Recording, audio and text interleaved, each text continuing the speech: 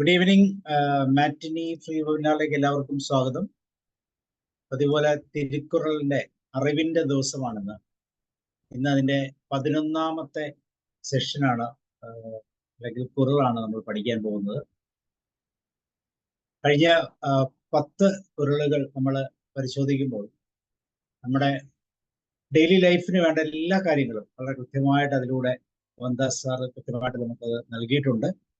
അപ്പൊ ഇന്ന് അധികാരം 11 ഉപകാരസ്മരണ, റിമെമ്പറിങ് ഫേവർ എന്ന് പറയുന്ന ആ ഒരു ടൈറ്റില് പുതിയ ചില അറിവുകൾ കൂടെ നമുക്ക് കൃത്യമായിട്ട് സ്വീകരിക്കാം. നമ്മളെല്ലാവരെയും ഈ പ്രോഗ്രാമിലേക്ക് ക്ഷണിക്കുന്നു. അതോടൊപ്പം മോഹൻദാസ് സാറിനെയും. Mohandas sir, you are welcome. Unmute ചെയ്യണം. മോഹൻദാസ് സാർ അൺമ്യൂട്ട് ചെയ്യണം.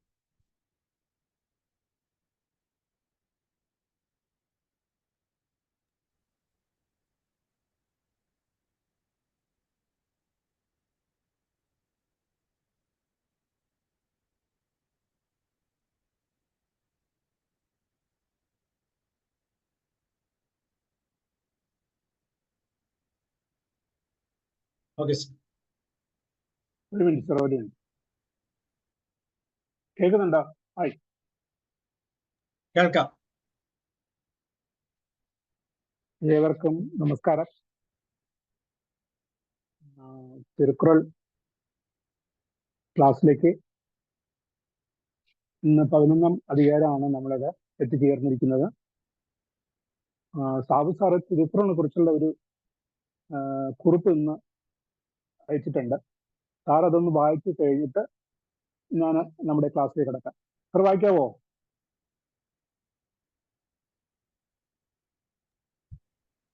സാബു സാർ, അത് ഇന്നത്തെ ഇത് വായിച്ചോളൂ. ഇത് ഇന്നത്തെയാണോ സാറേ? സാർ എനിക്ക് ഗ്രൂപ്പിലിട്ടില്ലേ തിരുക്കുറൾ ഒരു മുഖവര എന്നുള്ളത്? യെസ്.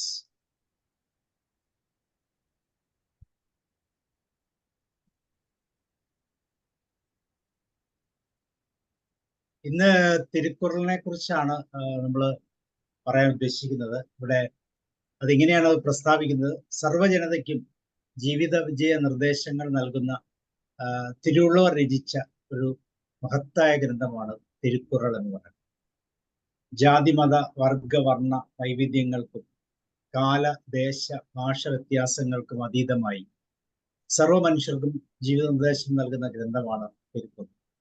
ബൈബിൾ കഴിഞ്ഞാൽ ലോകത്തെ ഏറ്റവും കൂടുതൽ ഭാഷയിൽ പരിഭാഷപ്പെടുത്തിയിട്ടുള്ള ഒരു ധാർമ്മിക ഗ്രന്ഥവും തിരുക്കുറൾ തന്നെയാണ്. മതാധിഷ്ഠിതമല്ലാത്ത ധാർമ്മിക ഗ്രന്ഥങ്ങളിൽ ലോകത്തെ ഏറ്റവും കൂടുതൽ പ്രസിദ്ധമായ അറിവുകൾ തിരുക്കുറൾ നൽകുന്നു. ജീവിത സമസ്യകൾക്ക് പരിഹാരമായി രചിക്കപ്പെട്ട അത്യപൂർവമായ ഗ്രന്ഥത്തിൽ 1930 ശ്ലോകങ്ങൾ, കുരളുകൾ പരാമർശിക്കുന്നു. ധർമ്മം, അർത്ഥം, കാമം എന്നീ 3 ഭാഗങ്ങളിൽ 133 അധ്യായങ്ങളും ഓരോ അധ്യായങ്ങളിലും 10 കുരൾ വീതം 1330 ഈരടികളുമാണ്. ഉത്തമ ജീവൻ നയിക്കുന്നതിന് മനുഷ്യരോടുള്ള ആത്മീയ ഉപദേശങ്ങളാണ് ഇതിലെ ഓരോ കുരളുകളും. ഓരോ അധ്യായത്തിനും തനതായ വിഷയം സൂചിപ്പിക്കുന്ന പേര് നൽകിയിട്ടുണ്ട്. ദൈവസ്തുതി, സന്യാസം, ധർമ്മം എന്നിങ്ങനെ തിരുക്കുറളിനെ അറം, പൊരുൾ, ഇമ്പം എന്നിങ്ങനെ 3ആയി വിഭജിച്ചിരിക്കുന്നു എന്നും ചില പണ്ഡിതന്മാർ അഭിപ്രായപ്പെട്ടു. അപ്പൊ ഇന്ന് നമ്മൾ 11ാമത്തെ കുരളിനെ കുറിച്ചാണ് പറയുന്നത്. Mohandas sir, starting. 11 90 അറിവുകൾ. ഉപകാര സ്മരണ. അന്യരിൽ നിന്ന് പല പ്രകാരനെയും ഉണ്ടായ നന്മയും ഉപകാരവും എന്നും ഓർമ്മിക്കേണ്ടതും അവരോട് കൃതജ്ഞരായിരിക്കേണ്ടതും ആവശ്യമാണ്. മധുരഭാഷണത്തെ തുടർന്ന് ഈ അധികാരം നിബന്ധിച്ചിരിക്കുന്നത് ഗൃഹധർമ്മം വിധി പോലെ പാലിക്കുന്നവർക്ക് നന്ദി മറക്കൽ ഒരു തീരാ കളങ്കമാവും എന്ന് ഓർമ്മപ്പെടുത്താൻ പാകത്തിലാണ്. നമ്മളുടെ അടുത്ത് 101ാമത്തെ കുറളായിട്ട് വരുന്നു. ചെയ്യാമൽ ചെയ്ത ഉദവിക്ക് വൈയകമും വാനകമും ആറ്റൻ അരുത്. സാർ ആദ്യത്തെ സ്ലൈഡ്.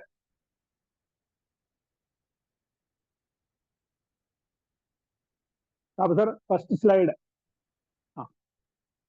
ഒരു പദം ഞാൻ പറഞ്ഞുതരാം. ചെയ്യാമൽ തനിക്ക് മുൻകാലത്ത് ഏതൊരു ഉപകാരവും ചെയ്യാത്ത ഒരാൾക്ക് ചെയ്ത ഉദവിക്ക് സ്വയം അറിഞ്ഞ് അങ്ങോട്ട് ചെയ്ത ഒരു ഉപകാരത്തിന് വൈയകമും ഈ ഭൂമിയും വാനകമും സ്വർഗവും കൂടിയും പകരമായിട്ട് കൊടുത്താൽ പോലും ഈടായിട്ട് കൊടുത്താലും അരുത്, അത് തുല്യമാകില്ല എന്ന് പറയുന്നത്. തനിക്ക് മുൻകാലത്ത് യാതൊരു ഉപകാരം ചെയ്യാത്ത ഒരാൾക്ക് സ്വയം അറിഞ്ഞ് അങ്ങോട്ട് ചെയ്ത ഒരു ഉപകാരത്തിന് ഈ ഭൂമിയും സ്വർഗം കൂടിയും ഈടായി കൊടുത്താലും പോരാ. സാബു സാർ, ജോഷി സാർ വായിച്ചോളൂ. ഒരു കടപ്പാടുമില്ലാത്ത വ്യക്തി ഉപകരിക്കുന്നത് മണ്ണിനും മണ്ണിനും പകരമാകത്തില്ല. Even land and skies cannot be substituted for one person favoring another who is no way obliged to help him. Okay, sir. ഇങ്ങോട്ട് പറയുകയാണെങ്കിൽ ഒരു കടപ്പാടും ഇല്ലാത്ത വ്യക്തി നൽകുന്ന സഹായത്തിന് പകരം തിരികെ ആ വ്യക്തിക്ക് ഭൂമിയും ആകാശവും പോലും നൽകിയാലും അതൊരു പകരമാകില്ല. അത്രമേൽ അവനെ സഹായിക്കാൻ ബാധ്യസ്ഥരാണ് അങ്ങനെയുള്ളവർ. സ്നേഹിതന് വേണ്ടി ജീവൻ ബലി കഴിക്കുന്നതിനേക്കാൾ വലിയ സ്നേഹമില്ല എന്ന് യേശുക്രിസ്തു പ്രഖ്യാപിക്കുന്നുണ്ട്. എന്നാൽ പൗലോസ്ലീഹ മറ്റൊരർത്ഥത്തിൽ അതിനെക്കുറിച്ച് പറയും. ആരെങ്കിലും ഒരു നല്ല മനുഷ്യന് വേണ്ടി ജീവൻ ഹോമിച്ചേക്കാം, എന്നാൽ നാം പാപികളായിരിക്കെ നമുക്ക് വേണ്ടി ക്രിസ്തു ജീവൻ വെടിഞ്ഞു എന്നുള്ളതാണ് വലിയ കാര്യം. ഒരു കടപ്പാടുമില്ലാത്ത വ്യക്തി നൽകുന്ന സഹായത്തിന് തിരികെ ആ വ്യക്തിക്ക് ഭൂമിയും ആകാശവും പോലും നൽകിയാലും അതൊരു പകരമല്ല. അത്രമേൽ അവനെ സഹായിക്കാൻ നാം ബാധ്യസ്ഥരാണ്.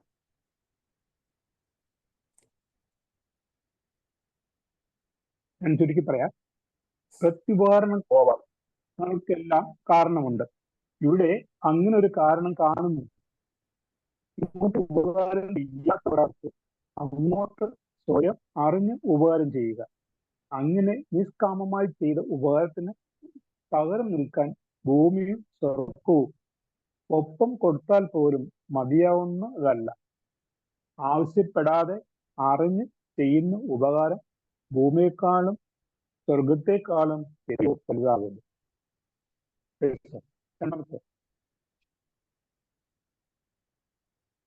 സമയോചിതമായി ചെയ്യുന്ന ഉപകാരം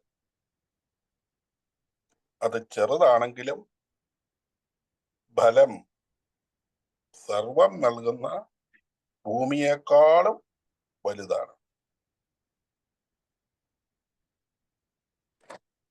കാലത്തിനാർ ചെയ്ത നന്ദി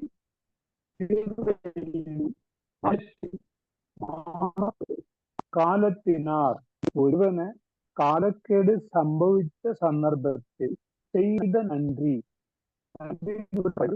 ഒരാൾ ചെയ്ത സഹായം പിന്നീട് ആലോചിക്കുമ്പോൾ ചെറുതായിരുന്നു എന്ന് തോന്നിയാലും അത് അങ്ങേറ്റം ആശ്വാസപ്രദമായി എന്നാൽ ജ്ഞാനത്തിൻ വിശാലമായ ഈ ലോകത്തെക്കാളും മാണപ്പെരുത് എത്രയോ വലുതാകുന്നു.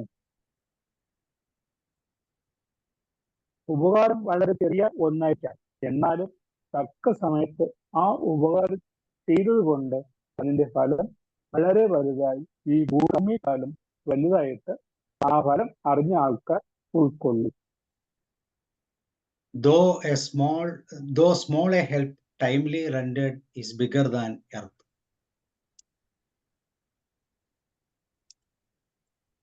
ഓക്കെ.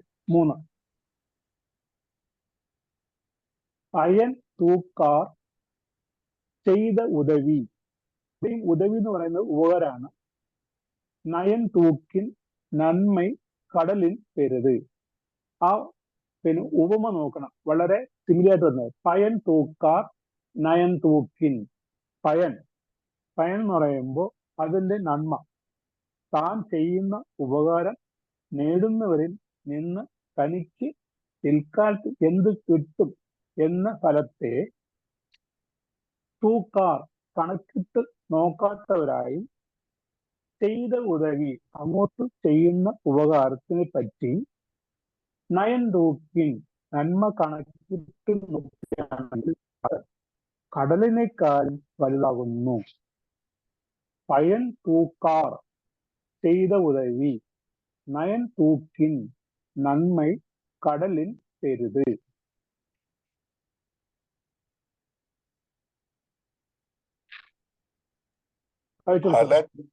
ഫലചിന്തയില്ലാതെ ചെയ്യുന്നൊരു ഉപകാരം കടലിനേക്കാൾ വലുതത്രേ.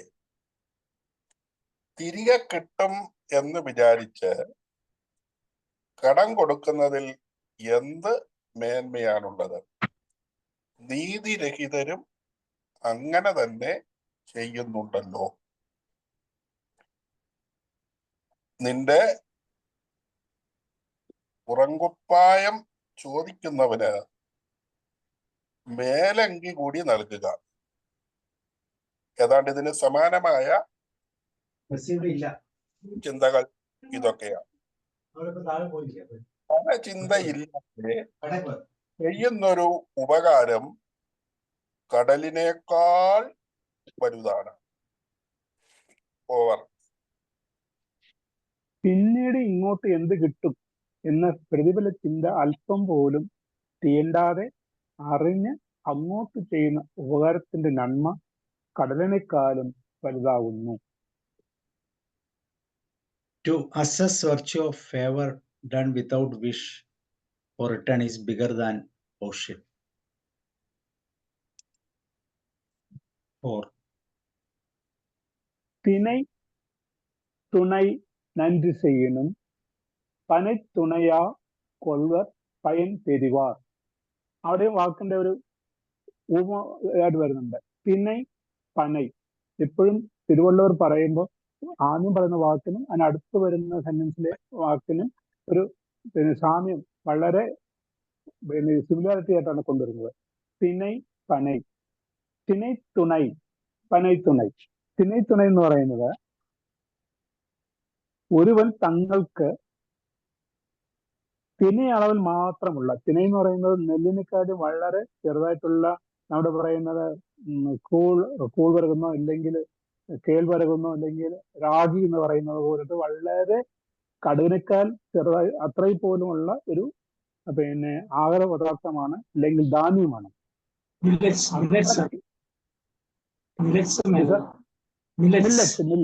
മില്ലറ്റ്സ്. അപ്പൊ അത്രയും നമ്മുടെ ഈ പറയുന്ന കഴിക്കുന്ന ആഹാര പദാർത്ഥങ്ങൾ വെച്ച് ഏറ്റവും മിനിയേച്ചറാണ് ഈ മില്ലറ്റ്സ്. എത്രയോ വലുപ്പത്തിലുള്ള ചേനയും മറ്റിനിയും ഇതൊക്കെ ഉണ്ട്. പിന്നെ ഇതൊക്കെ ഉള്ള ഇതില് കമ്പയർ ചെയ്യുമ്പം ഏറ്റവും മിനിയേച്ചറാണ് നമ്മുടെ ഈ മില്ലറ്റ്സ്. അത്രയ്ക്കുള്ള കണികയായിട്ടുള്ള ചെയ്ത ഒരു ഉപകാരം ആണെങ്കിൽ പോലും തിണകൾ മാത്രമുള്ള നന്ദി ചെയ്യനും ഉപകാരത്തിൽ ചെയ്താലും പെരുവാർ ജ്ഞാനികളായ മഹാന്മാർ പയൻ അതിന്റെ നന്മയെ പനത്തുണയാ പനയോളം വലുതായ ഉപകാരമായിട്ട് കൊൾവാർ എന്ന് പറഞ്ഞാൽ അംഗീകരിക്കും. തിണൈത്തുണை നന്ദി ചെയ്യനും പനൈത്തുണയാ കൊൾവർ പയൻ പെരുവാർ. തിന എന്നുള്ളതിന്റെ ധാന്യത്തിലുള്ള ഞാൻ പറയുന്നുണ്ട്, മലയാളത്തിൽ തന്നെ ആ വാക്ക് ഉള്ളതാണ് തിന. അതായത് ശ്രീമുരുകൻ എന്നുള്ള സിനിമയിലെ ഒരു പാട്ടിൽ വരി വരുന്നുണ്ട്, തിനവിളയും കാട് എന്ന് പറഞ്ഞിട്ടുള്ളൊരു പദം അവിടെ വരുന്നുണ്ട്. അപ്പം തിന അറിയാം. പിന്നെ പന നമുക്കറിയാം, സാധാരണ കേരളത്തിൽ കുറവാണ്. അമ്പലങ്ങളിലും ഇല്ലെങ്കിൽ ക്ഷേത്ര മുറ്റത്ത് മാടനപ്പുറമുള്ള സ്ഥലങ്ങളിലൊക്കെ പനയെ കാണാം. ആറ്റുകാൽ അമ്പലത്തിലെ പിന്നെ ആ അമ്പലത്തിന്റെ ചുറ്റുമതിലല്ല, ശ്രീകോവിലിന്റെ അകത്ത് തന്നെ ആ പനയുണ്ട്. അത് കണ്ണകി ദേവി പിന്നെ മധുരയിൽ പിന്നെ കോവലിനെ വധിച്ച സംഭവത്തിന് ശേഷം മഹാരാജാവിനെ പാണ്ഡ്യന്റെ മുമ്പിൽ ചെന്ന് അവൻ നിരപരാധി തെളിയിച്ചതിനു ശേഷം ചേരനാടായ കേരളത്തിലേക്ക് വരികയും ആറ്റുകാൽ തീരത്ത് വിശ്രമിക്കുകയും ചെയ്യുന്ന ഒരു ഇതായിട്ടാണ് ഐതിഹ്യം പറയുന്നത്. അതുപോലെ ആ അമ്പലത്തിന്റെ ഉള്ളിൽ തന്നെ ആ ഒരു പനമരം ഉണ്ട് ഇപ്പോഴും. അതിന്റെ അവിടെ മാടൻ തമ്പുരാന്റെ ഒരു പ്രതിഷ്ഠയും അവിടെ വെച്ചിട്ടുണ്ട്. മാത്രമല്ല, പനമരത്തിന്റെയും പ്രയോജനം എന്ന് പറയുന്നത് നമ്മുടെ കേരം എങ്ങനെയാണോ കൽപ്പവൃക്ഷം, അതേപോലെ തമിഴ്നാട്ടിലെ പന ഒരു കൽപ്പവൃക്ഷമായിട്ട് തന്നെയാണ് പിന്നെ കരുതുന്നത്. അപ്പൊ ഒരു ചെറിയ കുട്ടി എന്നിട്ട് പനമരത്തോട് ചോദിക്കുന്നുണ്ട്, നീ ഇത്ര വലുതായിട്ട് ഒറ്റയ്ക്ക് വളർന്നു പോകുന്നുണ്ടല്ലോ, എന്താണ് നിന്റെ കൊണ്ടുള്ള പ്രയോജനം എന്ന് കുട്ടി ചോദിക്കുമ്പോൾ ആ പനമരം മറുപടി പറയുന്നതായിട്ടൊരു കവിതയുണ്ട്. ആ കുട്ടി ചോദിക്കുന്നു, പനമരമേ പനമരമേ ഏൻ പിറந்தாയി പനമരമേ, എന്തിനാ നീ ജനിച്ചതെന്ന് ചോദിക്കുമ്പോൾ ആ കുട്ടി പനമരം മറുപടി പറയുന്നുണ്ട്. പറയുന്ന മറുപടി പാട്ടായിട്ട്, ഞാൻ പിറந்த കാരണത്തെ നാടറിയ ചൊല്ലിന്തേൻ, ഞാൻ ജനിച്ചതിന്റെ കാരണം ഈ നാട് മുഴുക്കെ ഞാൻ പാട്ടായി പറയാമെന്ന് പറഞ്ഞിട്ട് പറയുന്നുണ്ട്. അതായത് അതിന്റെ വേര് മുതല് അതിന്റെ ഓലക്കീറ് വരെ എല്ലാം മനുഷ്യർക്ക് പ്രയോജനം ചെയ്യുന്ന ഒന്നായിട്ട് മാറുന്നുണ്ട്. അതിന്റെ എന്ന് പറയുന്ന ആദ്യം തടിയായിട്ട് വളർന്നു വരുന്ന തടിയാണെങ്കിൽ ഏറ്റവും നല്ല ബലമുള്ളതും ശക്തിയുള്ള ഒരു കാണ്ഡമാണത്, പനയുടെ തടി എന്ന് പറയുന്നത്. പിന്നെ പന ഓല കൊണ്ടാണ് പായ് നെയ്യുന്നത്, പിന്നെ ഓല കൊണ്ട് കൂര മേയുന്നുണ്ട്. പിന്നെ അതിൽ നിന്ന് കിട്ടുന്ന നൊങ്ക് വളരെ മധുരമുള്ളതും പിന്നെ ഔഷധ ഗുണമുള്ളതാണ്. പിന്നെ അതിന്റെ പാനീയം എടുത്തു കഴിഞ്ഞാൽ പിന്നെ അതിന്റെ പാനീയം തന്നെയാണ് നമ്മുടെ കള്ള് എന്നുള്ളതിലേക്ക് മാറ്റുന്നത്. അല്ലെങ്കിൽ തമിഴിൽ വേറൊരു വാക്കാണ് പറയുന്നത് പനങ്കള്ള്. പിന്നെ അത് കരിപ്പെട്ടി ആക്കുന്നുണ്ട്, പനം കരിപ്പെട്ടി ആക്കുന്നുണ്ട്. പിന്നെ പനം കർക്കണ്ട ഉണ്ടാക്കുന്നുണ്ട്. പിന്നെ ഇതൊക്കെ കഴിഞ്ഞാൽ ആ നൊങ്ക് പഴുത്തത് വരുമ്പോൾ അതിൽ നിന്ന് കിട്ടുന്ന വിത്ത് വെച്ചിട്ട് അതിന് കിഴങ്ങ് ഉണ്ടാകുന്നുണ്ട്, പനം കിഴങ്ങ് ഉണ്ടാകുന്നുണ്ട്. ഇങ്ങനെ അതിന്റെ വേര് മുതല് അതിന്റെ പൂ മുതല് എല്ലാ അംശങ്ങളും മനുഷ്യന് പ്രദാനം ചെയ്യുന്ന ഒന്നാണ് പന. അപ്പൊ അത് മാത്രം വളരെ കാലത്തോളം ഒറ്റയ്ക്ക് വളർന്ന് പൊങ്ങുന്ന ഒരു വൃക്ഷമാണ് പന. അപ്പം തിന പന ഈ രണ്ടിന്റെയും മഹത്വം കൂടി ഇവിടെ കവി നമുക്ക് കാണിച്ചു തരും. തിനയോളം ചെറുതാണ്. തിന എന്ന് പറയുന്നത് ഒരു ചെറുധാന്യമാണ്, പക്ഷികൾക്കും മറ്റും തീറ്റയായി നൽകുന്നതും അതുപോലെ തന്നെ മനുഷ്യർക്ക് ഉപയോഗിക്കാവുന്ന എഡിബിളായിട്ടുള്ള തിനയുമുണ്ട്. വളരെ ചെറുതാണ്, കടുവിനേക്കാളും ചെറുതാണ്. തിനയോ അത്രയ്ക്കും ചെറുതാണ് ഉപകാരമെങ്കിലും അത് നൽകുന്നതിന്റെ മനോഭാവം അനുസരിച്ച് പനയോളം, അതായത് വലിയൊരു വൃക്ഷമായ പനയുടേതിനേക്കാളും വലുതായിട്ടാണ് ഉള്ളം കാണുന്നവൻ മഹാൻ അതിനെ ദർശിക്കുന്നത്. ബൈബിളിൽ ഏകദേശം സമാനമായ ഒരു സംഭവം ഇതാണ്. ധനവാന്മാർ തങ്ങളുടെ വലിയ സമ്പാദ്യത്തിൽ നിന്ന് ഒരു പങ്ക് ദാനം ചെയ്യുന്നു.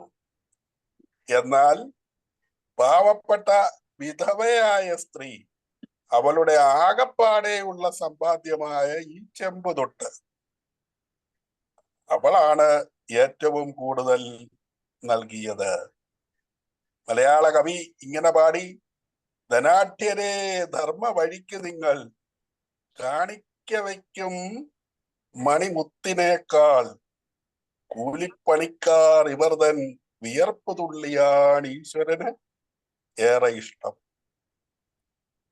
Over. Those remembering favor received are men who regard grain size, el paso of palm size. Okay, sir. സുഹൃത്തുക്കളെ, ഇതുവരെ നമ്മൾ 101 മുതൽ 104 വരെ നോക്കിയ 4 കുറിലും കവി തിരുവള്ളുവർ എന്താ പറഞ്ഞാല്, ഉപകാരം കിട്ടിയവർ ആ ഉപകാരത്തെ എങ്ങനെ കരുതുന്നു, അല്ലെങ്കിൽ അതിന്റെ ഫലത്തെ എത്രത്തോളം അവര് ഉൾക്കൊള്ളുന്നു, അംഗീകരിക്കുന്നു എന്നതിനെ കുറിച്ചായിരുന്നു. അത് വാക്ക് ഉദവി എന്ന് പറഞ്ഞാൽ ഉപകാരം, നന്ദി എന്ന് പറഞ്ഞാലും സഹായം. കാരണം നമ്മൾ ബസ്സിലൊക്കെ പോകുമ്പോഴേ അല്ലെങ്കിൽ ഹോട്ടലിലൊക്കെ കർണാടകയിൽ ചെന്നിട്ട് ഇറങ്ങുമ്പം അല്ലെങ്കിൽ ഒരു ഉപകാരം ചെയ്ത് കഴിയുമ്പോൾ നമ്മൾ പറയുന്നത് ரொம்ப നന്ദിങ്ക എന്ന് പറയാറുണ്ട്. നന്ദി എന്ന് പറയാൻ നന്ദി എന്നുള്ള ഇതും പറയുന്നുണ്ട്, അതായത് സ്മരണ, ഉപകാര സ്മരണം എന്നുള്ള മീനിങ്ങിൽ വരുന്നുണ്ട്, സഹായം അങ്ങനെയുള്ള. അപ്പൊ ഈ 4 കുറളിലും 101 ഭൂമിയെക്കാളും സ്വർഗത്തെക്കാളും കൊടുത്താൽ പോലും ഈടാകില്ല എന്ന് പറഞ്ഞു. 2 ഈ ഭൂമിയെക്കാളും വലുതായിരിക്കും എന്ന് പറഞ്ഞു. 3-ാമത്തെ കടലിനേക്കാളും വലുതാണെന്നും പിന്നെ ആ ഉപകാരം ലഭിച്ചവർക്കും.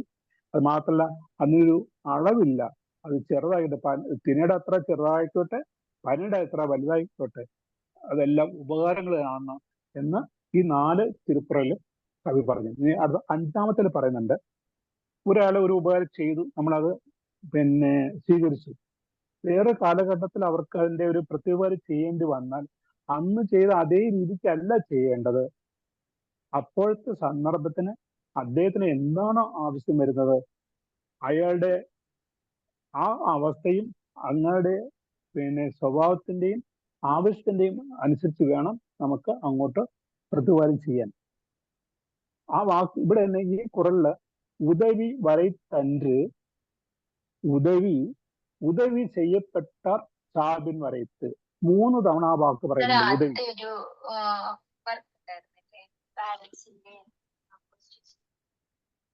ഉദവി വரை തன்று, അങ്ങോട്ട് ചെയ്യേണ്ടതായ ഉദവി, ഉപകാരം, പണ്ട് ഇങ്ങോട്ട് ചെയ്യപ്പെട്ട ഉപകാരത്തിന്റെ മൂല്യം കണക്കാക്കി അത്രയ്ക്ക് മാത്രം എന്നാവാതെ, അതാണ് ഉദവി വരയത്തിന്. അതൊരു വരമില്ല, വരമ്പില്ല, അല്ലെങ്കിൽ ഒരു ലിമിറ്റ് വെക്കേണ്ട കാര്യമില്ല. എന്നിട്ട് അടുത്തത് പറയുന്നുണ്ട് ഉദവി, ആ ഉപകാരം എങ്ങനെ ആയിരിക്കണം എന്ന് പറയുന്നുണ്ട്. ഉദവി ചെയ്യപ്പെട്ടാർ, ഉപകാരം ആർക്കാണോ ആവശ്യമായിരിക്കുന്നത് അയാളുടെ സാൽബിൻ വരയത്ത്, അവിടെയാണ് അവർ പറയുന്നത്, അതിന്റെ ലിമിറ്റ് അവിടെ പറയുന്നത്. അപ്പോഴത്തെ ആവശ്യവും യോഗ്യതയും കണക്കിലെടുത്ത് അത്രത്തോളം ചെയ്യേണ്ടതാണ്. അല്ലാതെ ഒരു കാലത്ത് ചെയ്ത് ചെറിയ രീതിക്കാണെങ്കിൽ അതേപടി പകരം വീട്ടുകയല്ല ചെയ്യേണ്ടത്. അങ്ങേർക്ക് ആവശ്യം വരുമ്പം അങ്ങയുടെ ആവശ്യത്തിന്റെയും അങ്ങേറ്റത്തിന്റെ സ്ഥാനമാനത്തിന്റെയും അനുസരിച്ച് വേണം തിരികെ നമ്മളൊരു ഉപകാരം അങ്ങോട്ട് ചെയ്യാൻ. അപ്പം ഇത്രയും ഇവിടെ പറയുന്നുണ്ട്, മഹത്തുക്കൾ ചെയ്യപ്പെട്ട ഉപകാരത്തിന്റെ അളവല്ല ഗണിക്കുക എന്നല്ല, പണ്ട് ഇങ്ങോട്ട് ചെയ്ത ഉപകാരം തിരിച്ചങ്ങോട്ട് ചെയ്യുന്നത് സന്ദർഭം, കാരണം, കാലം, ഉപകാരത്തിന്റെ മൂല്യം എന്നിവ കണക്കിലെടുത്ത് അതേ അളവിന് പകരമായിട്ടാവരുത്. ഉപകാരം ഇപ്പോൾ ആർക്കാണോ ചെയ്യേണ്ടത് ആ ആളിന്റെ തൽക്കാലത്തെ അത്യാവശ്യം അറിഞ്ഞും യോഗ്യതയ്ക്ക് ഇണങ്ങുന്ന മട്ടിലും ആയിരിക്കണം. Okay sir.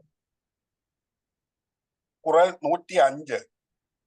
ഒരിക്കൽ എനിക്ക് ലഭിച്ച ഉപകാരത്തിന്റെ അതേ അളവിലല്ല പിൽക്കാലത്ത് അത് നൽകിയവന് അല്ലെങ്കിൽ മറ്റുള്ളവർക്ക് തിരികെ നൽകേണ്ടത്. മറിച്ച് അത് സ്വീകരിക്കേണ്ടുന്നയാൾ അദ്ദേഹത്തിന്റെ ആ കാലയളവിലെ ആവശ്യം എന്താണോ അതിന്റെ യോഗ്യതയ്ക്ക് ഒപ്പമാണ് നൽകേണ്ടത്. എനിക്ക് ലഭിച്ച കഴിഞ്ഞ കാലത്ത് ലഭിച്ച ഉപകാരത്തിന്റെ തുല്യ അളവിലല്ല പിൽക്കാലത്ത് ഞാനത് മടക്കി നൽകേണ്ടത്. ബൈബിൾ ഇപ്രകാരം ഒരു സൂചന നൽകുന്നുണ്ട്. ഒരുവന്റെ ദാരിദ്ര്യവും സമൃദ്ധിയും തമ്മിലുള്ള അന്തരം കുറയ്ക്കുന്നതിന് വേണ്ടിയാകണം എൻ്റെ ദാനം. അളവിന്റെ തുല്യമൂല്യത്തിലല്ല ഒരു കാലത്ത് ലഭിച്ച ഉപകാരത്തിന് പിന്നീട് മറുപടിയായി ഉപകാരം ചെയ്യേണ്ടത് ആ കാലയളവിലെ സ്വീകർത്താവിന്റെ ആവശ്യം അനുസരിച്ചാണ്. Over. It is impossible to fix measurement for help and help in turn. It rests on the quality of the benefactor. 606. மறவர்க்க மாசற்றார் கேண்மை துறவர்க்க തുன்பത്തുൽ തുപ്പാർ നട്പ്. ഇവിടെയും ആ പ്രാസം നോക്കുക. മറവർക്ക തുറവർക്ക. എപ്പോഴും അത് തിരുക്കുറളുടെ പ്രത്യേകത എന്ന് പറഞ്ഞാൽ വാക്കുകൾ കൊണ്ടുവരും. അദ്ദേഹം ഒരു അമ്മാനമാടുന്ന രീതിക്കാണ്. ഓരോ കുറലിലും അതിൻ്റെ ഒരു മഹത്വം അവർ കൊണ്ടുവരുന്നുണ്ട്. മറവർക്ക തുറവർക്ക. മറവർക്ക മീനിങ് എന്ന് പറയുമ്പോ കൈവിടാതിരിക്കുക. എപ്പോഴും ഈ 106-ലും 107-ലും കവി പറയുന്നത് നമ്മുടെ ഒരു ആപത്തിൽ സഹായിച്ചവരെ ഒരിക്കലും കൈവിടരുത് എന്നുള്ളതിലേക്കാണ് അദ്ദേഹം പറയുന്നത്. ഒരു ഉപകാരം ചെയ്ത് കൈവിട്ടതാണ്. മറവർക്ക് തുன்பങ്ങൾ ദുഃഖകാലത്ത് തങ്ങൾക്ക് ഉപകാരം ചെയ്തവരുടെ നട്പ് എന്ന് പറഞ്ഞ സ്നേഹത്തെ കൈവിടാതിരിക്കുക. തുറവർക്ക് അത് കൈവിടാതിരിക്കുക. മാസറ്റാർ ധർമ്മ ശരികളിൽ ഒരു കുറവും ഇല്ലാതെ മാതൃകയായി ജീവിക്കുന്നവരുടെ കേന്മൈ നന്മ നിറഞ്ഞ ഗുണങ്ങളുടെയും മറക്കാതിരിക്കുക.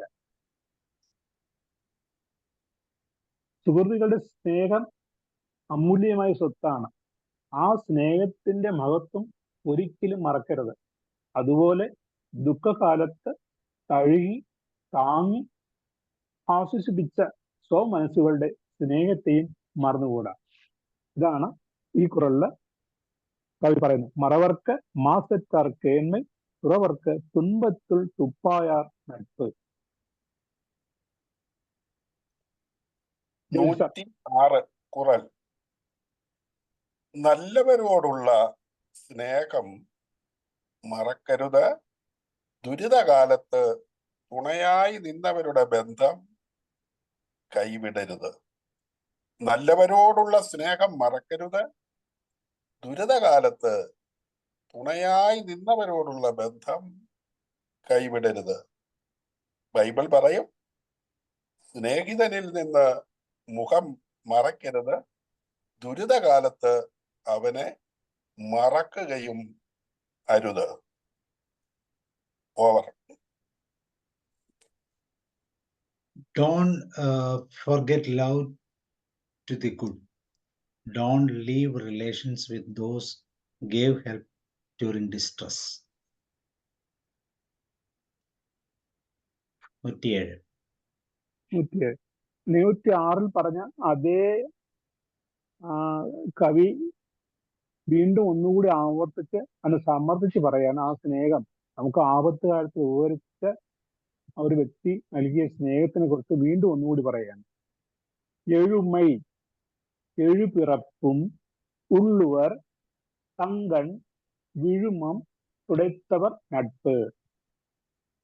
തങ്കൻ തങ്ങൾക്ക് തനിക്ക് എന്നുള്ളത് സംഭവിച്ചതായ വിഴുമം ദുഃഖത്തെ തുടൈത്തവർ പരിഹരിച്ചവരുടെ നട്പ് സ്നേഹത്തെ എഴുമൈ എഴുപിറപ്പും കർമ്മ പ്രത്യാ വന്നുകൂടുന്ന 7 ജന്മത്തിലും നല്ലവരായവർ ഉള്ളുവർ സ്മരിച്ചു കൊണ്ടേയിരിക്കും. നമുക്ക് ഒരു ദുഃഖമായ സന്ദർഭത്തിൽ സഹായിച്ചവരുടെ ആ നന്മയെ നമ്മൾ ജനിച്ച കർമ്മഫലം കൊണ്ട് 7 ജന്മം എടുക്കേണ്ടി വന്നാലും ആ 7 ജന്മത്തിലും ആ സ്വീകരിച്ചവർ നല്ലവരാണെങ്കിൽ അത് സ്മരിച്ചുകൊണ്ടേയിരിക്കും. എഴുമൈ എഴുപിറപ്പും ഉള്ളുവർ തങ്കൻ വിഴുമം തുടൈത്തവർ നട്പ്. തങ്ങളുടെ കണ്ണീരൊപ്പിയവരുടെ കുറിച്ചുള്ള ആ സ്നേഹത്തെ അല്ലെങ്കിൽ സൗഹൃദത്തെ 7 ജന്മങ്ങളിലും അത് സ്വീകരിച്ചവർ സ്മരിക്കും. ദുഃഖകാലത്ത് തങ്ങളുടെ പ്രയാസങ്ങൾ കണ്ടറിഞ്ഞ് സഹായിച്ചവരെ, നല്ലവരായ ആളുകൾ കർമ്മതെറ്റിയ അവർക്ക് ഉണ്ടാക്കുന്ന 7 ജന്മങ്ങളിലും മറക്കുകയില്ല. ഖുറാൻ 107 ദുഃഖത്തിൽ താങ്ങായി നിന്നവരെ നല്ലവർ വിസ്മരിക്കുകയില്ല 7 ജന്മം. ദുഃഖത്തിൽ താങ്ങായി നിന്നവരെ നല്ലവർ 7 ജന്മം വിസ്മരിക്കുകയില്ല. ബൈബിളിൽ ഏകദേശം സമാനമായി പറയുന്നുണ്ട്, തിന്മ ചെയ്യുന്നവരുടെ 7 തലമുറയോടും നന്മ ചെയ്തവരുടെ 1000 തലമുറയോടും ദൈവം ആ രീതിയിൽ പ്രവർത്തിക്കും എന്നാണ് പറയുന്നത്. മലയാളത്തിൽ ഒരു ചൊല്ലുണ്ടല്ലോ, കൊടുത്താൽ കൊല്ലത്തും കിട്ടും. അപ്പോൾ ദുഃഖത്തിൽ താങ്ങായി നിന്നവരെ 7 ജന്മത്തോളവും മരിക്കുക തന്നെ ചെയ്യും. അവർക്ക് താങ്ങും തണലുമായി ഭൂമിയിൽ ആളുണ്ടാകും എന്ന് തിരുവള്ളുവർ പഠിപ്പിക്കുന്നു.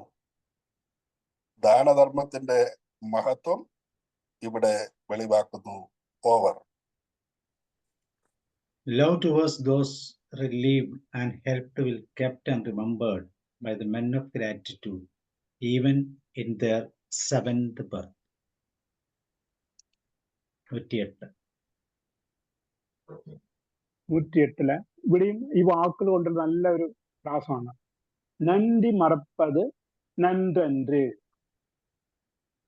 നன்று അല്ലത് അன்றേ മറപ്പത് നன்று. എല്ലാ ഇന്ത്യ എന്നുള്ള ഇതിന്റെ ഒരു പ്രാസമാണ് നോക്കിയേ. നന്ദി മറപ്പത് നன்றன்று.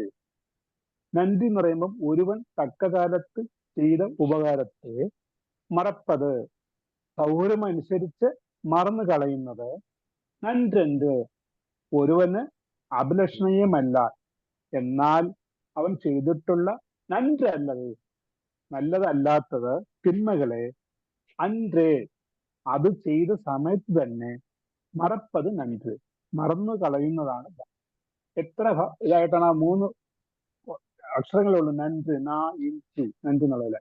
അല്ലെങ്കിൽ മലയാളത്തിൽ നിന്ന് 2 അക്ഷരങ്ങൾ വരുന്നത്. ആ 2 അക്ഷരങ്ങൾ കൊണ്ട് ആ കവി എന്തൊക്കെ പറയുന്നൊക്കെ, നன்று മറപ്പത് നன்றன்று, നന്ദി അത് ചെയ്ത ഉപകാരം മറക്കുന്നത് നല്ലതല്ല.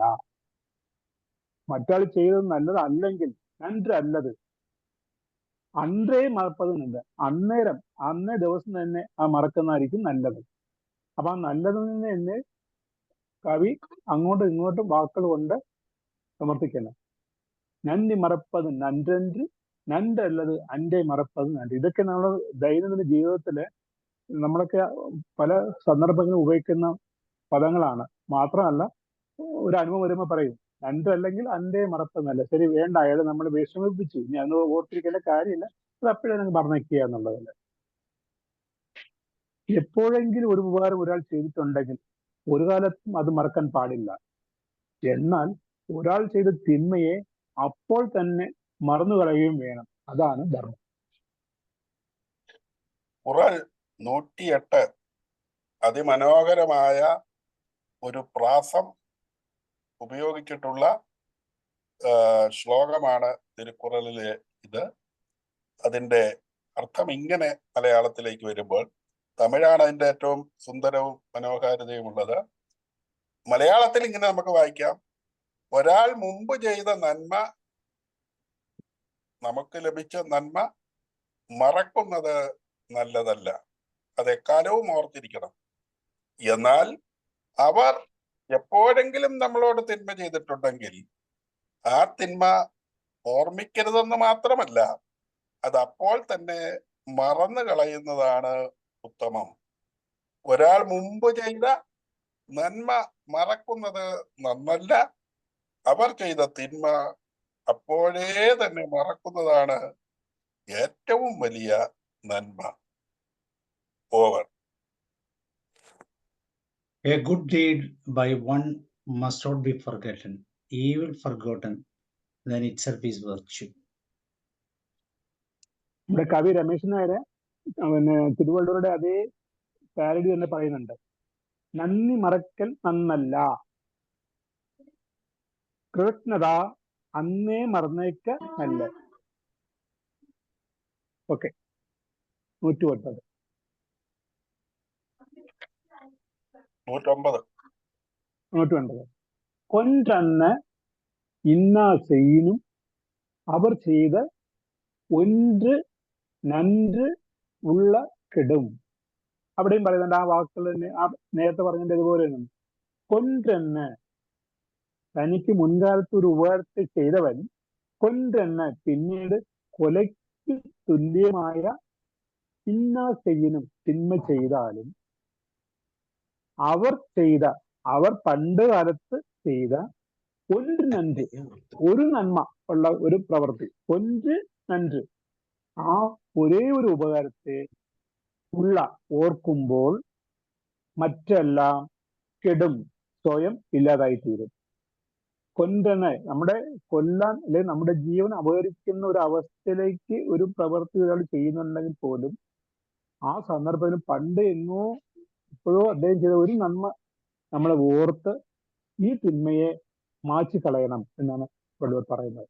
അത് അത്ര അതിൻ്റെ ഒരു പ്രത്യുപകാരം എന്നുള്ള രീതിക്ക് നമ്മളത് കണക്കാക്കണം. എനിക്കൊന്നും ഇതുപോലെ ഉണ്ട്, നമ്മുടെ പുരാണങ്ങളിലും ഇതിഹാസങ്ങളിലൊക്കെ വരുന്നുണ്ട്, ഞാൻ ഓർക്കുന്നില്ല.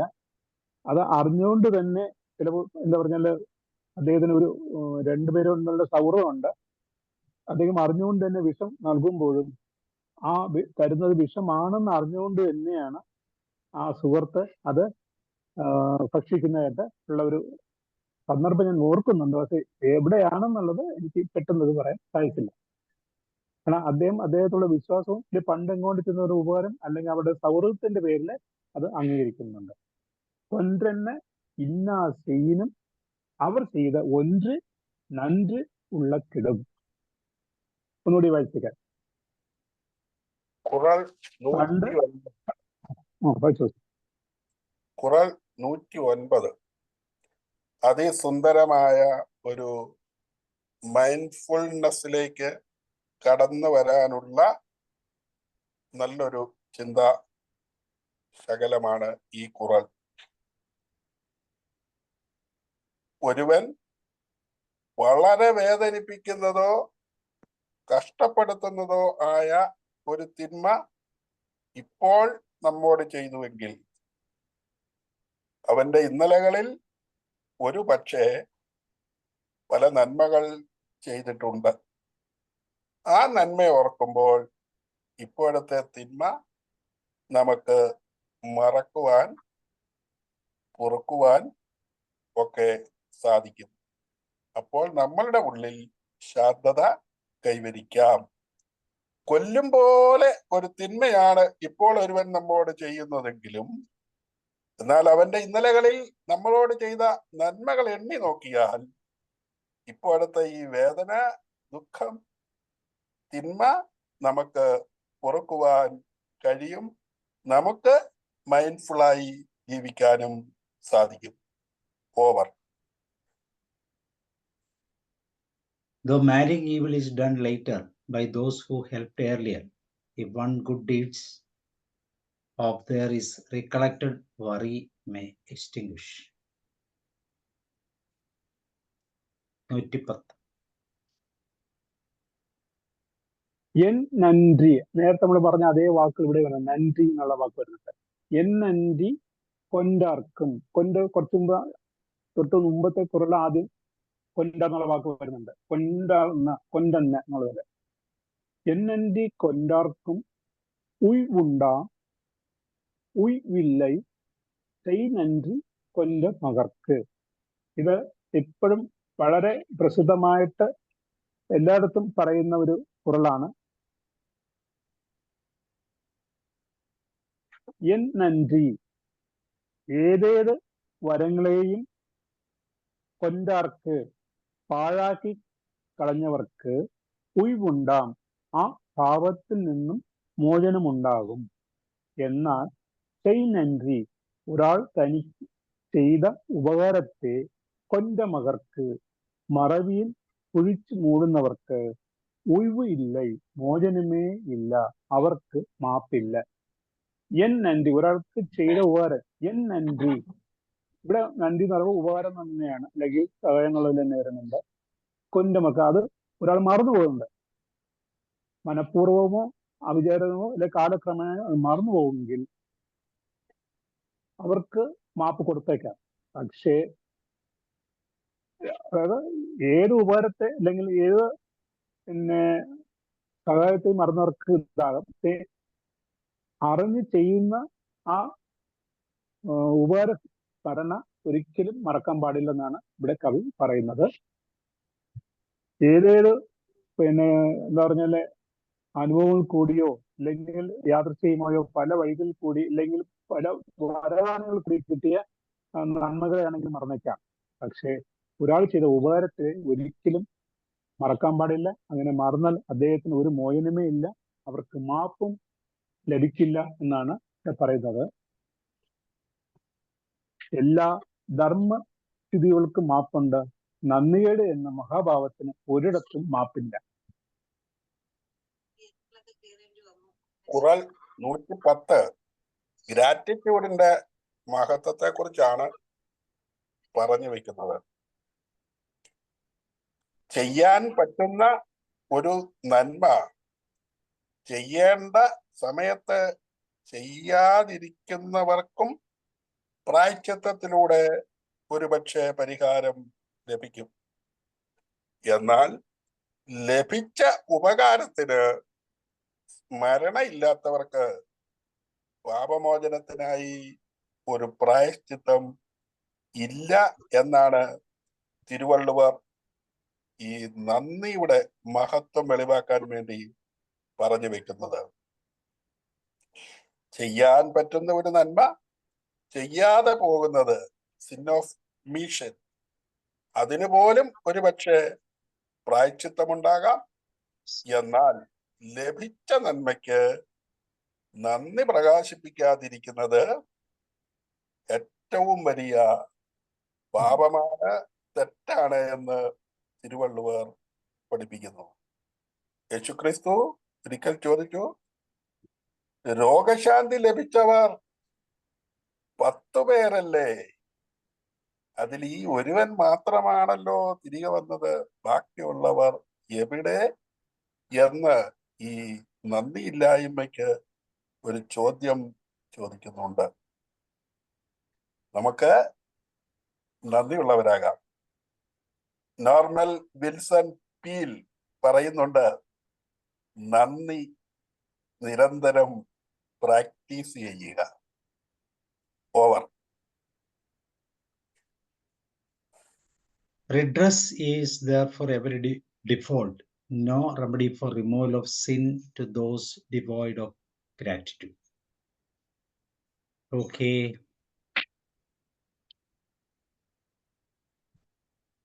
സോ ഉപകാരസ്മരണ, ഫേവർ, ഗ്രാറ്റിറ്റ്യൂഡിനെ കുറിച്ച് വളരെ മനോഹരമായ 10 കുറിലുകളാണ് നമ്മൾ കേട്ടത്. തീർച്ചയായിട്ടും നമ്മുടെ അഭിപ്രായങ്ങൾ പറയാം. ഗ്രാറ്റിറ്റ്യൂഡ് എന്ന് പറയുന്നത് വളരെ പ്രാധാന്യമുള്ള ഒരു എന്താ പറയുന്നത് ഒരു സ്പിരിച്വൽ വെൽബീയിങ് ആണ്. നമുക്ക് ലഭിച്ചതിനെ കുറിച്ചൊക്കെ നന്ദിയോടുകൂടെ ഓർക്കാനുള്ള ഒരു ആറ്റിറ്റ്യൂഡ്. അപ്പം അതുകൊണ്ട് തന്നെ അതിനെക്കുറിച്ചാണ് ഇന്നത്തെ ഇത്. ഓക്കെ, ആർക്കാണ് പറയുന്നത്? അവന ടീച്ചർ റെഡിയാണോ?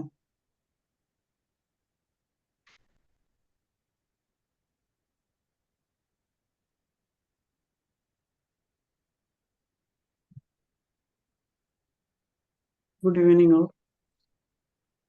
നമ്മൾ ഇത് 3 പേരും 3 സ്ഥലത്ത് നിന്ന് ഇതിങ്ങനെ പറഞ്ഞപ്പോൾ ആധ്യാത്മികമായ എല്ലാ പുസ്തകത്തിലും എല്ലാ കാലഘട്ടത്തിലും എഴുതിയതൊക്കെ ഒന്നാണ് എന്ന് മനസ്സിലാവുന്നു. നമ്മൾ ജാതീയതയുടെ പേരിലും രാഷ്ട്രീയത്തിൻ്റെ പേരിലും ഒക്കെ എല്ലാവരും അങ്ങോട്ടും ഇങ്ങോട്ടും വേർതിരിക്കുന്ന ഈ കാലഘട്ടത്തിൽ ഇതൊരു നല്ല അനുഭവമായിട്ട് തോന്നി. പിന്നെ ഗ്രാറ്റിറ്റ്യൂഡ് ഇല്ലാത്തതാണ് ഇന്നത്തെ കാലഘട്ടത്തിൻ്റെ ഒരു ഏറ്റവും വലിയൊരു ബുദ്ധിമുട്ട്. ആർക്കും ആരോടും ഒരു ഗ്രാറ്റിറ്റ്യൂഡ് ഇല്ല. എല്ലാവരുടെയും അവകാശവും എല്ലാവരുടെയും അർഹതയും യോഗ്യതയും ഒക്കെ ആയിട്ട് കണക്കാക്കുന്ന ഒരു കാലമാണ്. അതിനനുസരിച്ചുള്ള മൂല്യച്യുതി, അതിനനുസരിച്ചുള്ള ബുദ്ധിമുട്ടുകൾ അതാരും ശ്രദ്ധിക്കുന്നില്ല. അത് കോറിലേറ്റ് ചെയ്യാനുള്ള ആ ഒരു ചിന്താശേഷി ആളുകൾക്ക് ഇല്ല എന്നുള്ളതാണ് അതിൻ്റെ എനിക്ക് മനസ്സിലായത്. വളരെ നന്നായിട്ടുണ്ടായിരുന്നു. നല്ല വാക്യങ്ങൾ. അല്ലെങ്കിലും ഇപ്പം ഈ ട്രെയിനിങ് ഫീൽഡിൽ വന്നപ്പോൾ ഞാൻ നോക്കിയപ്പം ഈ ഏത് കാര്യം നമ്മൾ പറയുമ്പോഴും അതിനെല്ലാം പറ്റിയ വാചകങ്ങൾ ബൈബിളിലുണ്ട്, അതിനെല്ലാം പറ്റിയ വാചകങ്ങൾ ഭഗവത്ഗീതയിലുണ്ട്. ബുദ്ധൻ പറഞ്ഞത് എല്ലാം ഞാൻ സോഷ്യൽ സ്റ്റഡീസ് പഠിപ്പിച്ചുകൊണ്ടിരുന്നപ്പോൾ ഞാൻ എല്ലാ മതങ്ങളെ പറ്റിയും പഠിപ്പിക്കുമ്പോൾ ഞാൻ ഓർക്കുമായിരുന്നു, ചെറിയ ചെറിയ വേർഡിങ്സിന്റെ വ്യത്യാസം അങ്ങോട്ടും ഇങ്ങോട്ടും, ഒരാൾ ആദ്യം പറഞ്ഞത് ഒരാൾ രണ്ടാമത് പറഞ്ഞു, അത്രയൊക്കെ ഉള്ളൂ. അല്ലാതെ അവരും പറഞ്ഞത് ഒന്ന് തന്നെയാണ്. അത് നമ്മൾ വേർതിരിച്ച് ഓരോരുത്തരെ വേറെ വേറെ കൊണ്ടുപോയി വേറെ വേറെ എന്താ പറയുക, ആരാധനാലയങ്ങളും വേറെ വേറെ ഹെഡ് ഓഫ് ദി ഇൻസ്റ്റിറ്റ്യൂഷൻസും ഒക്കെ ഉണ്ടാക്കി എല്ലാം കൂടെ ഒറ്റവാക്കി പറഞ്ഞാൽ കുളവാക്കി എന്നാണ് ഞാൻ പറയുക. Thank you very much. Thank you ma'am. തീർച്ചയായും. അനുവിന്ദ റെഡിയാണോ? According to Wikipedia, Pokemon is a Japanese media franchise.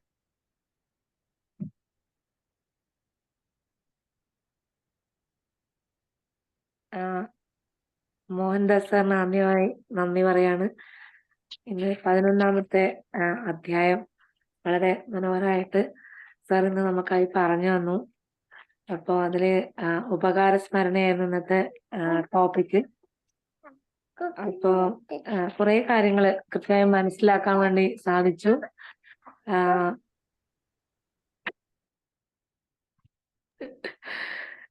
Thank you sir. എന്റെ മോള് ഭയങ്കര ശബ്ദം ഉണ്ടാക്കുന്നുണ്ട്. Thank you sir.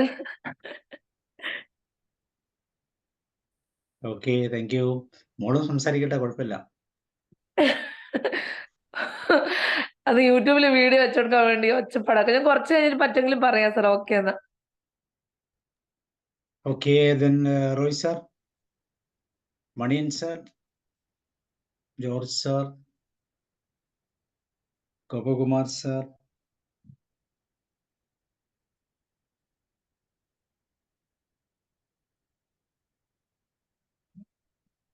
എല്ലാവരും തിരക്കിലാണോ? Yes, Maniyan sir.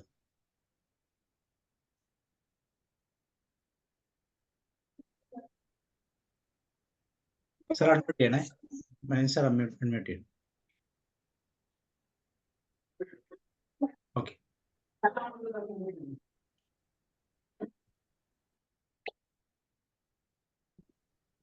Maniyan sir പറഞ്ഞോളൂ. കേൾക്കുന്നില്ല.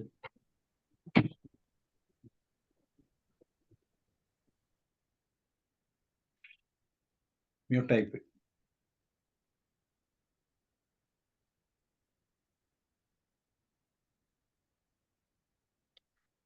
ഓക്കെ, കേൾക്കുന്നില്ല. കുമാർ സാർ പറയുന്നു. ഗ്രാറ്റിറ്റ്യൂഡിന്റെ പല വശങ്ങളെ കുറിച്ച് സാറ് വ്യക്തമായി മനസ്സിലാക്കി. ഗ്രാറ്റിറ്റ്യൂഡിന്റെ പല വശങ്ങളെ കുറിച്ച് വ്യത്യസ്തമായ രീതിയിൽ മനസ്സിലാക്കി. പിന്നെ രണ്ടുപേര് തമ്മിൽ രണ്ട് മതക്കാരായി പോയതുകൊണ്ട് അവർ വേറൊരു രീതി ആവർത്തിക്കുന്നു, നമ്മൾ വേറെ രീതി ചെയ്യുന്നു. രണ്ടും ഒന്ന് തന്നെ, ഒരിടത്ത് തന്നെ എത്തിച്ചേർന്നു എന്ന് മാത്രമല്ല, അവരുടെ വിശ്വാസം ചെയ്യുന്നു, നമ്മൾ നമ്മുടെ വിശ്വാസം ചെയ്യുന്നു. അതിൽ വ്യക്തിപരമായി യാതൊരു ആവശ്യമില്ല. ഇന്ന് നല്ല എല്ലാത്തിലും ഒന്നാണ്. നമസ്കാരം. Okay, sir. മണിയൻ സാർ പറയും.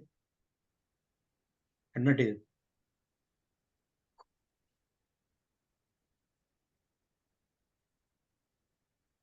അഡ്മിറ്റ്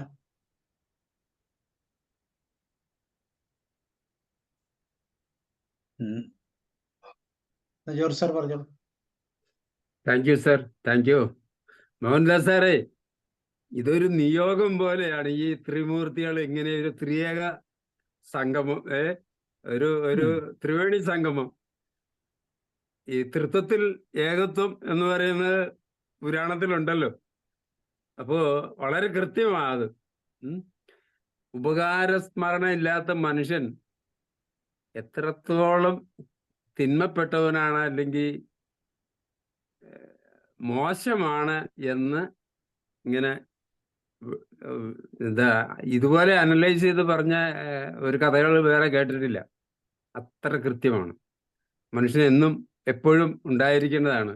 ജനിച്ചു വീഴുമ്പോൾ മാതാപിതാക്കളോട് മുതൽ മരണശയ്യയിൽ വരെ നമ്മളെല്ലാവരോടും കടപ്പെട്ടിരിക്കുന്നു, ഇല്ലേ? തീർച്ചയായിട്ടും അതെ. പ്രകൃതിയോട്, ദൈവത്തോട്, അങ്ങ് തുടങ്ങിയ എല്ലാവരോടും. Thank you sir. വലിയ ഓർമ്മപ്പെടുത്തലാണ്. വലിയ കടപ്പാടുകളെ കുറിച്ചുള്ള ഒരു തിരിച്ചറിയലാണ്. പ്രത്യേകിച്ച് മോഹൻദാസ് സാറിന് അഭിനന്ദനം. എല്ലാവർക്കും നന്ദി. Thank you. സാറേ, ഇത് ഉപകാരസ്മരണയുടെ ഒരു പ്രാധാന്യമാണ് ഇത് കാണുന്നത്. ഇത് നമ്മൾ പലയിടത്തു നിന്നും കേട്ടതൊക്കെ ഈ തിരുക്കുറളിൽ നിന്ന് ഡെവലപ്പ് ചെയ്തതാണെന്ന് തോന്നുന്നു.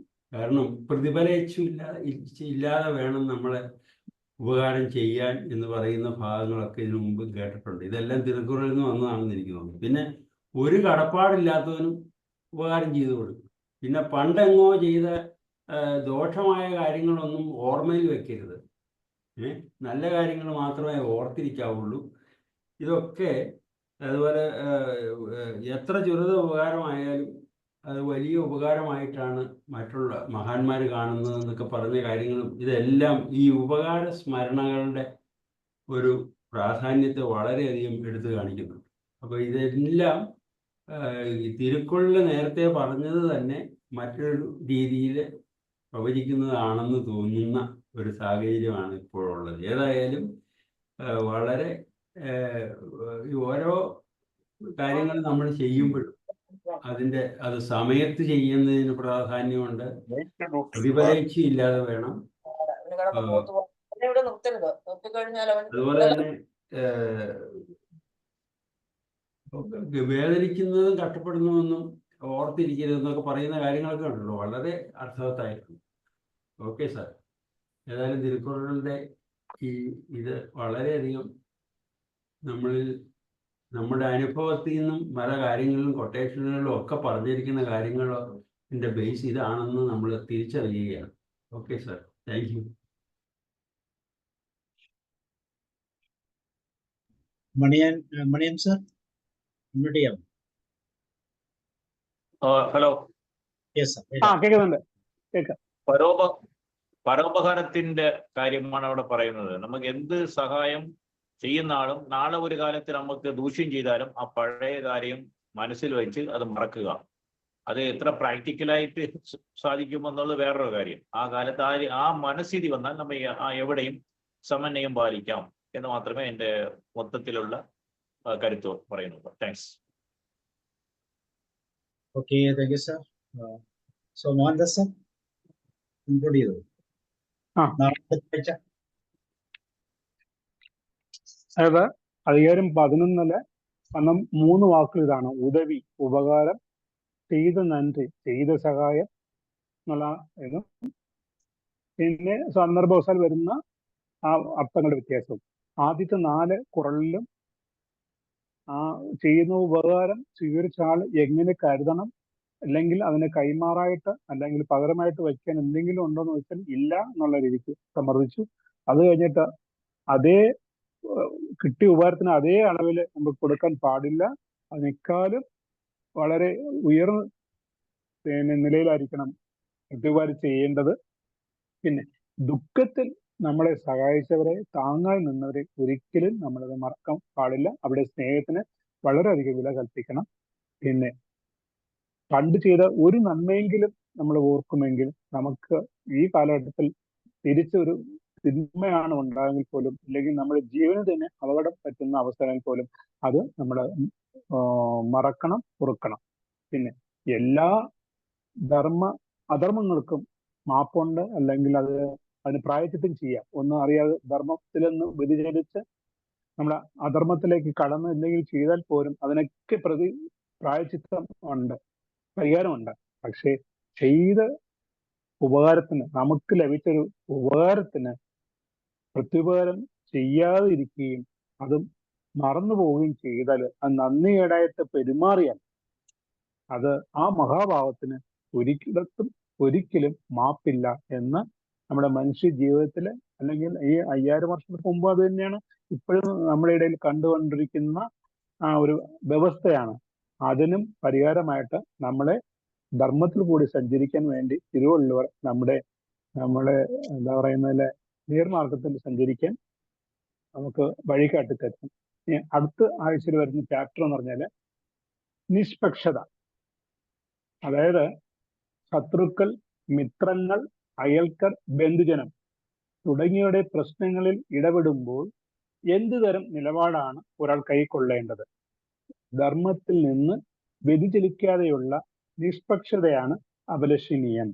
ഇതിനെക്കുറിച്ച് അടുത്ത അധികാരത്തിൽ നടുവ് നിലമേ എന്ന് പറഞ്ഞാല് ന്യൂട്രലായിട്ട് രണ്ടു ഭാഗത്തു നിന്നുള്ളതും നമ്മൾ ശ്രദ്ധിച്ച് കേട്ടിട്ട് ഒരു ബയസ്ഡ് അല്ലാതെ രണ്ടുപേർക്കും പക്ഷപാതം നിൽക്കാതെ നേരും നെറിയുമുള്ള ഒരു സൊല്യൂഷൻ ആയിരിക്കും നമ്മൾ കൊടുക്കേണ്ടത്. അതാണ് നിഷ്പക്ഷത എന്നൊരു 12ാമത്തെ അധികാരം പറയുന്നുണ്ട്. അടുത്തത് വെള്ളിയാഴ്ചത്തേക്ക് നിഷ്പക്ഷത. ഇമ്പാർഷ്യൽ അല്ലേ? Impartial. Thank you sir. Thank you Mohandas sir. നാളത്തെ ക്ലാസ് നമുക്ക് എല്ലാവർക്കും അറിയാം, മാതാപിതാക്കൾ പ്രായമാകുമ്പോൾ മക്കളുടെ എന്താ പറയുന്നത് അലയൻസിന്റെ കുറവ് സംഭവിക്കാറുണ്ട്. അപ്പൊ അതിനെക്കുറിച്ച്, അതിന്റെ പല ഭാഗങ്ങളെ കുറിച്ച് അമന ടീച്ചറാണ് ക്ലാസ് എടുക്കുന്നത്. നാളത്തെ ദിവസം നമുക്ക് ക്ലാസ്സിലേക്ക് വരാം. Thank you sir. തന്നെ പറഞ്ഞോളൂ. സാറില്ല, കുഴപ്പമില്ല, ഞാൻ പറയായിരുന്നു. വളരെ മനോഹരമായിട്ട് സാർ പറഞ്ഞു തന്നു. അതേപോലെ ജോഷി സാറും ബൈബിളിലെ കോട്സ് ഒക്കെ പറഞ്ഞിട്ട് അതിനെ കുറച്ചും കൂടെ എൻറിച്ച്ഡ് ആക്കി തന്നിട്ടുണ്ടായി. അപ്പോ ഇങ്ങനൊരു എഫേർട്ട് എടുക്കുന്ന മോഹൻദാസ് സാറിനും അതേപോലെ ഇതിന് നേതൃത്വം വഹിക്കുന്ന സാബു സാറിനും കൂടെ സപ്പോർട്ട് ചെയ്യുന്ന ജോഷി സാറിനും വളരെയേറെ നന്ദി പറയാണ്. അപ്പൊ ഇന്നുള്ള കോട്ടകളില് തിനയോളം ചെറുതാണ് ഉപകാരമെങ്കിലും നമ്മൾ അതിന് മഹാന്മാരായ വ്യക്തികൾ അതിന് പനയോളാണ് കാണുന്നത്. അതേപോലെ നമുക്ക് ഉപകാരം ചെയ്ത കാര്യങ്ങൾ നമ്മൾ എപ്പോഴും മെമ്മറിയിൽ വെക്കുക. ചെറിയ വിഷമങ്ങളാണെങ്കിൽ നമ്മൾ അത് മറന്നു കളയാന്നുള്ളത്, അങ്ങനെയുള്ള കുറെ കാര്യങ്ങൾ നമുക്ക് എപ്പോഴും നമ്മളെ മൂല്യങ്ങളായിട്ട് പിടിക്കാൻ സാധിക്കുന്ന കുറെ കാര്യങ്ങൾ ഇന്ന് പറഞ്ഞു തന്നിട്ടുണ്ടായി. അപ്പോ ഇനിയുള്ള എല്ലാ സെഷൻസിലും സാറിന് തുടർന്നും കണ്ടിന്യൂ ചെയ്യാനും അത് കേൾക്കാനുമുള്ള ഭാഗ്യം ഉണ്ടാവട്ടെ എന്ന് ഞാനും ആഗ്രഹിക്കുകയാണ്. Thank you sir. ഓക്കെ, അപ്പോൾ താങ്ക് യു മോഹൻദാസ് സാർ. ഒരിക്കൽ കൂടി അടുത്ത ആഴ്ച നമുക്ക് 12ാമത്തെ മീഡിയേഷൻ ആണ് അതിന്റെ പേര് സാർ. നിഷ്പക്ഷത എന്നുള്ള മീഡിയേഷൻ ആണ്. മീഡിയേഷൻ അല്ലെങ്കിൽ മധ്യസ്ഥത. മീഡിയേഷൻ. ഓക്കെ, അപ്പോൾ thank you. Good night. See you. നാളെ വീണ്ടും കാണാം. Thank you sir.